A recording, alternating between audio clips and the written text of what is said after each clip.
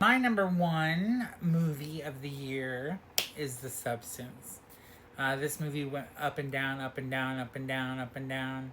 But I decided to move it up because the performances were just there. They were. They were phenomenal.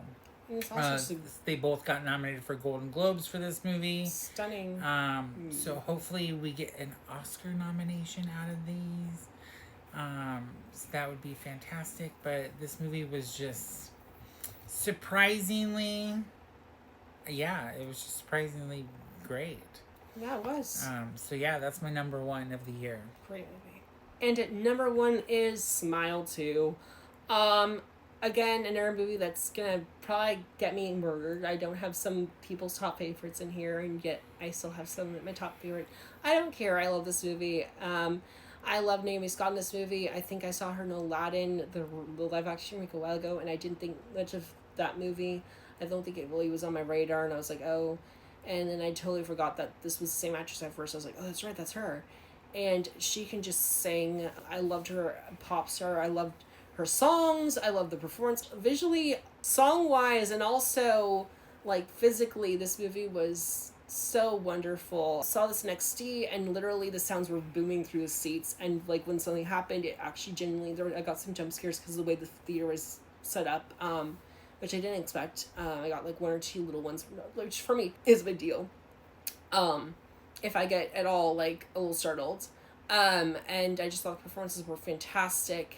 I got the chills like watching this. I was like just glued, and I like this way better than the first one. I don't care what anyone else says. I'm way bigger than the first one. I just thought the stakes were so much higher, and it just blew me away in every way. I was just jamming to it the entire time. Perfect. All right, real quickly, I'm gonna go through my top 5 runner-ups, my 11 through 15.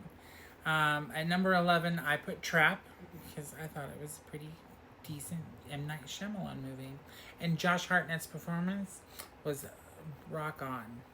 Yes. Number 12, I have Long Legs. Fuck the hype. Fuck everybody else. This movie was great. It didn't make my top 10, but Nicolas Cage was really good. Macon Monroe was really good as well. Mm-hmm. And it was just a creepy overall fucking movie. Good movie, but I think overrated and a little slow. It was a little slow, but not it was really for still me as good. much, but it was alright. It was alright. This one at number 13 surprised me. I just watched it a couple weeks ago. It's streaming on Shudder right now, but it's called Last Straw, if you've never heard of it. It's about this girl who works in a diner, and she's stalked by a bunch of kids that just fuck with her, and shit goes wrong, and it was a really good movie. Check it out. It's called Last Straw. My number 14 is Apartment 7A. This movie really surprised me. It's a Rosemary's Baby prequel, and it sets it up to where it literally goes right into Rosemary's Baby. But it was just the overall feel of this movie was like Rosemary's Baby, and it was really good. It's streaming on Paramount Plus. Yeah. And to round out my number 15 is Monster Summer. I consider this a horror movie because there's a witch in it and Mel Gibson. But no, if you haven't heard of this movie, it kind of went to movie theaters, and I don't think anybody really saw it. But it's a great overall. It's kind of like a Gremlins meets monsters. Cool. But yeah, it was a really good movie. It's one I want to check out. I just haven't seen it yet. So yeah, cool. But yeah, so that made my number 15. So that's my top 15 good. Of the year of 2024. Good so on to his. Yes. And this is my number 11. I kind of tossed this one around for a while. I love this movie so much. I think this movie I was expecting once I heard about it. It was not one I knew about a long time ago, but it's one I found out. As soon as I found out about it, I was super excited. And I just loved it. I love Anne Hathaway and Jessica Chastain in this movie. They were fantastic. And just the story, I was just so enamored by it and their performances. I later saw the French version it was based on. It's based on a French version, which is based off of a book, and the French version was great too. But I think this is even superior. I think I just liked it better. And then number 12 is this movie, Apartment 7A. a Rosemary's Baby prequel, and I'm not even a huge Rosemary's Baby fan. I think it's a good movie, but I've never been a huge fan. But this movie makes me like that movie more, actually. So call me crazy. I also, as much as I think these actors don't match physically the characters in Rosemary's Baby, like how they look, personality wise, they had down to a T. At least the characters that were supposed to be from that movie too, and a little tie-in at the end. Diane Wiest is a horror icon. I love her so much, and everything she does. And this is no exception. She nailed the character of the crazy, scary next door neighbor to a T. Definitely go watch this one.